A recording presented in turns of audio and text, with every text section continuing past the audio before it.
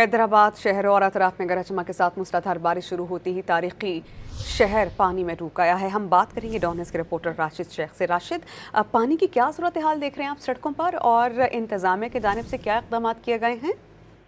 जी बिल्कुल, जो हैदराबाद के मुख्तलिफ नशीले इलाकों में जो होने वाली बरसात के सबब जो मुख्तलिफ इलाकों में गलियों में और सड़कों पर जो है वो पानी जमा हो गया है, जिसकी निकासी की जब तक कोई इकदाम नहीं किए गए हैं। वासा की जानिब से जो है कुछ इलाकों में जो है वो पानी निकालने के लिए इकदाम शुरू किए गए हैं, मगर जो मेन इलाके हैं वो अभी तक जो है वो पानी से डूबे हुए हैं। इसके लिए कोई इकदाम करने की सख्त जरूरत है। और अभी तक जो है हैस्को की जानिब से जो है बिजली बंद की गई है, वो भी बहाल नहीं की गई है। जी बहुत शुक्रिया, आप हमें अपडेट कर रहे थे।